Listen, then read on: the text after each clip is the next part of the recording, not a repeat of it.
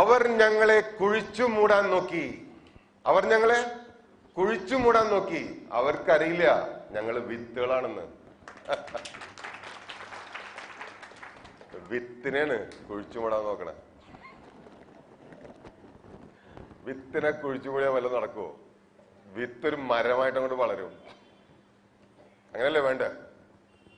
അങ്ങനല്ലേ നമുക്ക് ലൈഫിൽ റിഫ്ലക്ട് ചെയ്യണ്ടേ? ലൈഫ് ഒരു ബാറ്റിൽ ഫീൽഡാണ്. യുദ്ധം ഓരോ ദിവസവും നടക്കുന്നുണ്ട്. ഒന്നെങ്കിൽ റിയലായിട്ട്, അല്ലെങ്കിൽ നമ്മുടെ ഇമാജിനേഷനിൽ. ശരിയല്ലേ? ഈ യുദ്ധത്തിന് നമ്മൾ ജയിച്ചേ പറ്റൂ. ഓരോ ദിവസവും ഈ യുദ്ധത്തിന് നമ്മൾ ജയിച്ചേ പറ്റൂ.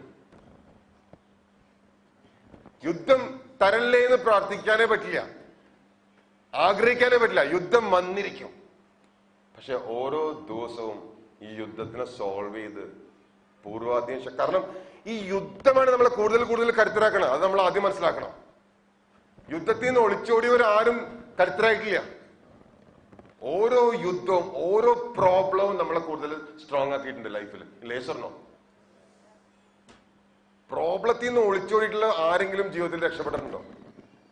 ലൈഫിൽ ഓരോ പ്രോബ്ലവും ഒരു ഫുഡ് സ്റ്റെപ്പാണ് മുന്നേറാനുള്ള.